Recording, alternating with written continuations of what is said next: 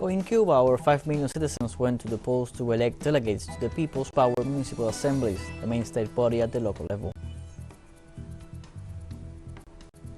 Hawaii's Mauna Loa volcano, the world's largest, began erupting after nearly 40 years. The Chinese government outcries Canada's new Indo-Pacific strategy and has warned of strong countermeasures. Hello, welcome to From the South. I'm Luis Alberto Matos from the teleSUR studios in Havana, Cuba. We begin with the news. In Cuba, over 5 million citizens went to the polls to elect delegates to the People's Power municipal assemblies, the main state body at the local level. Of the 8,351,311 registered voters, 5,332,591 people went to the polls on Sunday, that is 63.85%. These are the first elections by a new electoral law under the new 2019 Constitution. To be elected, a candidate must get 50% plus one of the total votes. Chosen candidates will exercise their mandate in a non-professional manner for 5 years, as stipulated in the new Constitution. In the districts where a runoff is necessary, it will take place next December 4th. Then on December 17th, the new municipal assemblies will be officially set up. On Monday, more than 1 million students in Cuba started a new school year, including students in the province of Pinar del Rio, which was recently devastated by Hurricane Ian. Cuban Education Minister Ana Elsa Velázquez made the announcement at a press conference. She said the new school year will be shorter, for it will end in June 2023. She also said that local authorities of the education portfolio in Pinar del Rio province are counting on the support of companies and organizations that will provide facilities to be used as classrooms, and they are working on the restoration and restitution of school furniture lost or damaged by Hurricane Ian.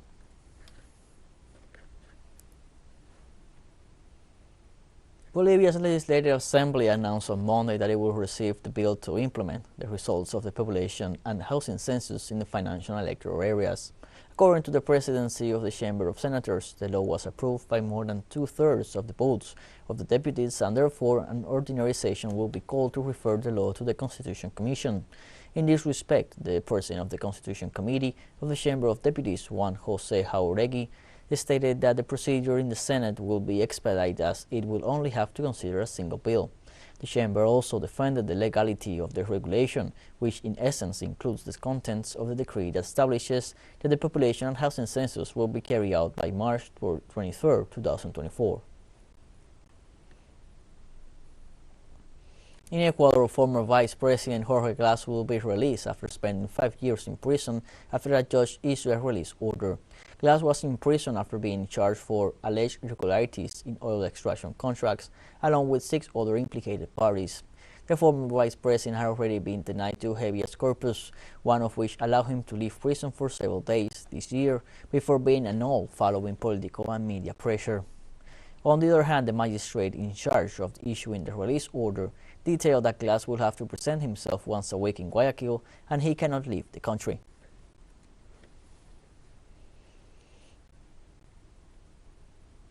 The Peruvian judiciary called for the creation of mechanisms to overcome the current political crisis in the country. In this regard, the president of the entity, Elvira Barrios, affirmed that it is necessary to build bridges between the state institutions in view of the serious political crisis the country experiences. At the same time, Barrios assured that the belligerent environment promoted by Congress against Pedro Castillo's government generates a serious risk to democratic institutionality. At the same time, the National Executive accuses Parliament of denying him support under the constitutional mechanisms based on the question of confidence. If this happens twice in the same presidential term, it would entitle President Castillo to dissolve Congress.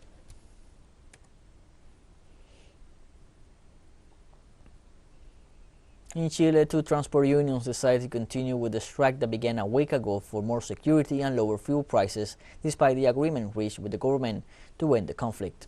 According to the Interior Ministry, there are 36 areas with trucks on the side of the road and 1 with a partial road blockade. Truckers' unions of the South and North agreed to continue the mobilizations after rejecting an agreement signed by the government with the National Confederation of Cargo Transport and the Federation of Truck Owners of Valparaiso region. For its part, the government pointed out that it will not allow blockades of strategic points and will use all legal means to clear the highways.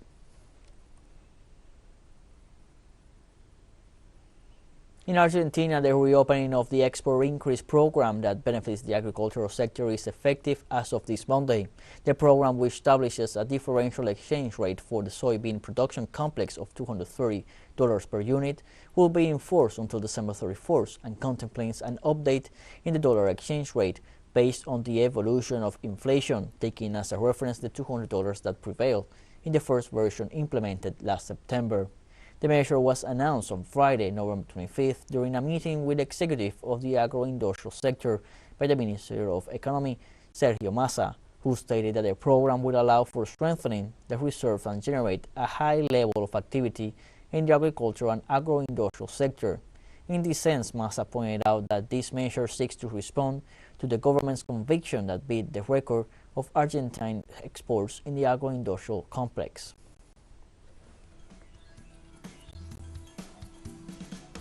Let us take a short break, but first remember you can follow us on TikTok at the account at teleSUR English, in which you'll be able to see news in different formats, news updates, and much more.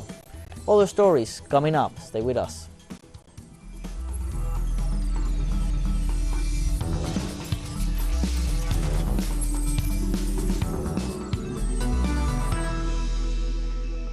Welcome back from the south. In Europe, an international police operation has dismantled a drug trafficking cartel with links in Malaga, Panama, and the United Arab Emirates. Police seized over 500,000 euros in cash, some 30,000 kilos of cocaine, heading for the European market, and arrested 49 suspects, among which 7 high-profile ones. Authorities had been investigating the case since 2020 after the seizure of a container loaded with 698 kilos of drugs in a port in the city of Valencia. The drug cartel based in Spain had at least 2 structures, one in charge of moving drugs between ports of Panama and Spain, and another one in charge of blocking capital mainly in the Arab Emirates. The figure that has been seized last year, 240 tons of cocaine. We think more will be shipped, is shipped to the EU. So 30 tons is a lot, but on the global scale, it's not that massive. But it will have an impact on cocaine coming in, because it's not only the number of cocaine that has been seized, it's that the super cartel behind, different networks working together to create a huge super cartel of cocaine trafficking, that this cartel has been dismantled. So strategically, in the long term, it will have a big impact. In the United Kingdom, the Refugee Council disclosed that British immigration officials changed the birth dates of at least 16 underage asylum seekers so they could be placed in a controversial detention center for adults run by the Home Office. The Refugee Council interviewed minors recently released from the Manston Asylum Center in Kent, where they were held for up to 20 days before the center was closed over allegations of overcrowding and violence. Officials said the children claimed to have notified the council that they were all 15 to 17 years of age, and that 3 of them had copies of their passport or ID documents to prove it. However, this evidence was ignored by the Interior Ministry staff, who registered them as over 18. According to data from the Refugee Council, 92 minors have been taken out of the adult detention system since September 2022. In France, the European Organization for Nuclear Research had to shut down the world's largest particle accelerator due to the energy crisis facing Europe. The organization said it had to shut down the device 2 weeks before schedule in face of possible power cuts in the coming month, and they announced that during 2023 they will reduce the operation of the accelerator complex by 20%. The Organization for Nuclear Research postponed the start of the heating season by 1 month and said that a slight temperature reduction is being implemented. The particle accelerator is located on the ground at 175 meters below the border between France and Switzerland, in a tunnel 27 kilometers in circumference, which was built between 1989 and 2001, with the collaboration of more than 100 countries. In Russia, the Rosatom Atomic Energy Corporation denies the unilateral sanctions of the European Union have any impact on the construction of the Akuyu nuclear power plant in Turkey.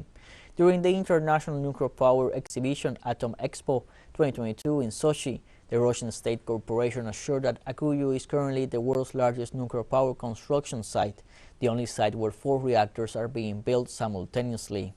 Moscow and Ankara signed an intergovernmental agreement in 2010 to build a nuclear power plant, the first one in Turkey. The project has a cost of $20 billion and observes all international safety requirements for the atomic energy sector.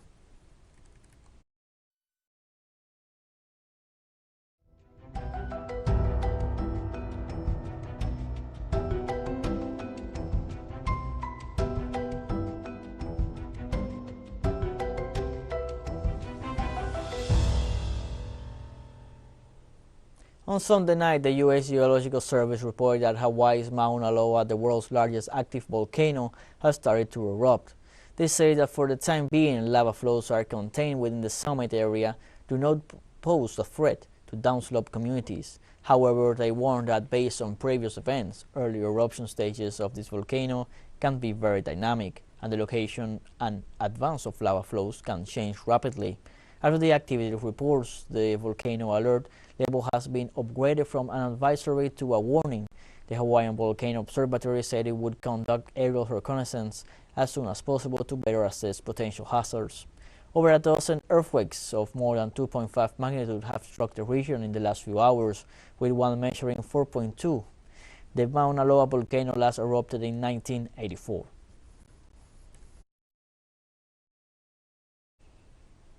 On Monday, search parties recovered the body of an eighth victim of a landslide on the small Italian island of Ischia, as a former mayor said his calls for an evacuation had been ignored. A wave of earth and debris crashed through the small town of Casamicciola Terme amid heavy rains on Saturday, destroying houses and sweeping cars down to the sea. The latest body to be recovered was a 15-year-old boy, killed along with his younger brother and sister. Authorities said 4 people are still missing, as the island mourns its dead, including a 21-day-old baby. It emerged Monday that former mayor Giuseppe Conte had called 4 days earlier for at-risk areas to be evacuated. Experts say the disaster was caused by a fatal mix of deforestation, overdevelopment, and a lack of mitigation strategies. The devastation in Ischia comes just a week after 11 people died in heavy rain and flooding in the central Italian region of Marche.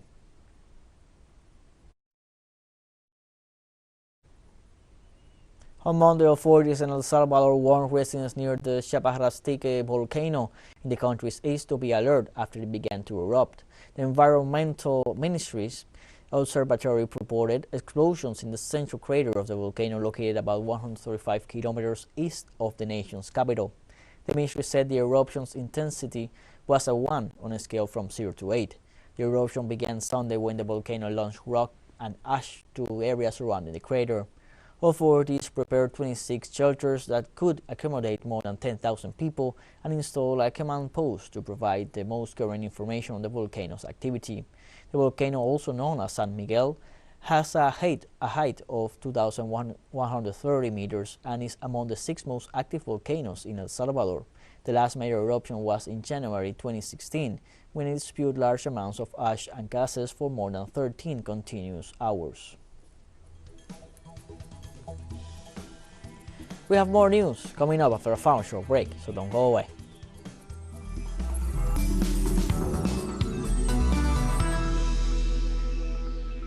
Welcome back from the South.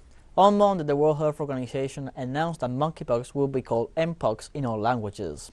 WHO noted that when the disease outbreak began in May 2022, racist and stigmatizing statements were observed, prompting some countries and individuals to call for a name change.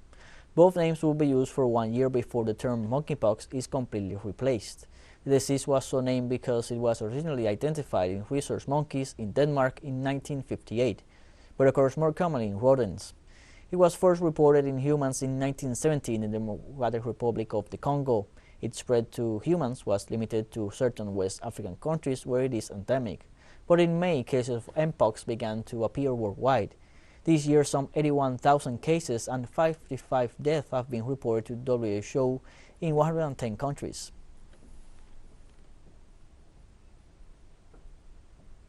The Chinese government says Canada's new Indo-Pacific strategy is wrong and has warned of strong countermeasures. Chinese Foreign Ministry spokesman Xiao Lijian said Beijing rejects the attack and defamation contained in Canada's Indo-Pacific strategy and said it is ideologically biased. The Chinese official said Canada exaggerates the so-called Chinese threat, making baseless accusations and attacks on China driven by the West. Xiao called on the Canadian government to fulfill its promise of mutual understanding with concrete actions and said China will remain committed to a peaceful advancement for openness, inclusiveness, and international cooperation in order to contribute to global development.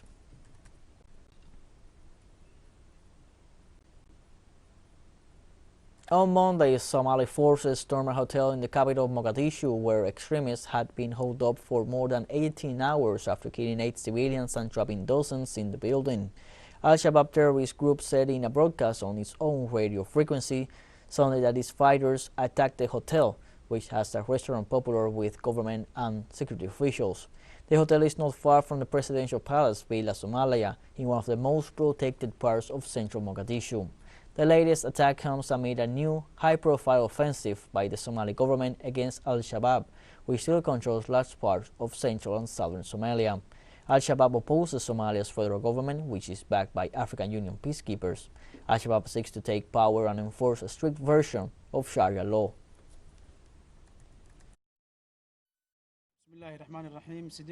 In the name of God, the most gracious and the most merciful, the siege of the Villa Rosa Hotel have been concluded as of the 28th of November. 5 of the 6 fighters who attacked the hotel were killed, and 1 of them committed suicide. In the course of their attack on the hotel, the militant attackers have killed 8 civilians who were staying in the hotel at the time the attack took place. As a result of the attack, 60 people have been evacuated by the security forces, and no civilians have been injured. The attack resulted in the death of 1 soldier who was protecting the people, and the wounding of 5 other security members. Ghana is experiencing a deep economic crisis with a rampant inflation that has reached almost 40%, and its currency has fallen by almost half compared to the US dollar. Ghana, along with many African economies, was still recovering from the pandemic, but it was hit by the global increase in food and energy prices, caused mainly by Western sanctions against Russia following the conflict in Ukraine. But the country also had to deal with the fall of the cedi, its currency, that has been one of the world's worst performing against the dollar this year. With 31 million people, Ghana is now one of the countries hardest hit by the crisis in the region, and that is very noticeable for those who rely on imports and the dollar to get their goods.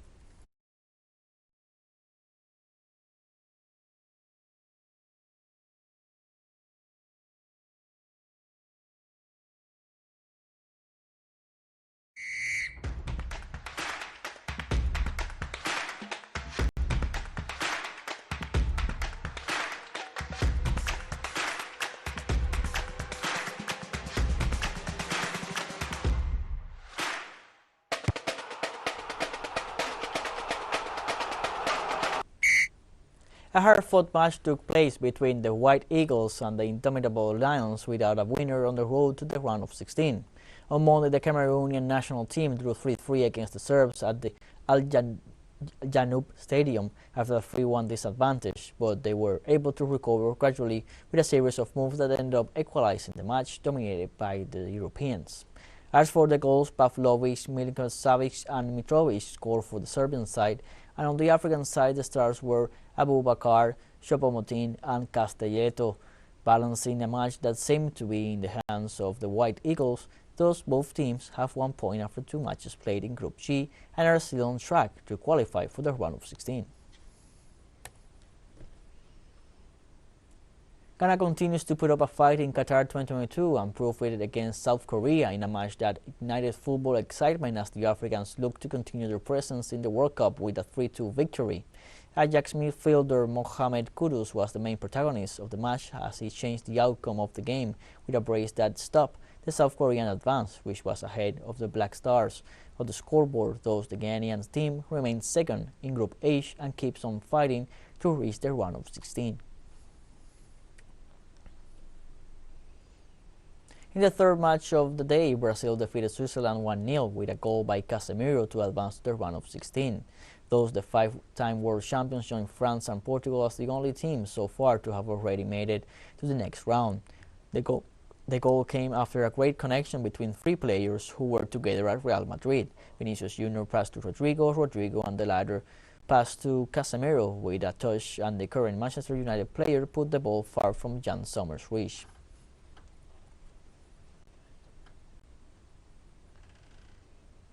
Portugal booked their place in the World Cup last 16 on Monday as Bruno Fernandes' second-half double secured a 2-0 win over Uruguay. The deadlock was broken in the 54th minute when Fernandes' cross was missed by Cristiano Ronaldo and flew straight into the net. The Manchester United midfielder added a second in injury time from the penalty spot as Portugal moved to the top of Group H with 6 points.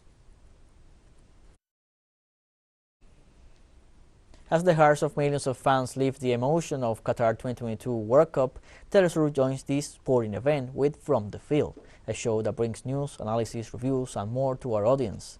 Don't miss it, our show airs at 1 p.m. local time in Caracas and 12 p.m. New York. Remember, From the Field, only on teleSUR.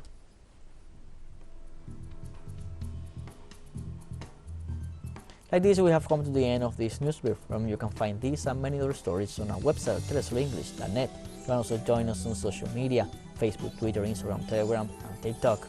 For teleSUR English, I'm Luis Alberto Matos. Thank you for watching.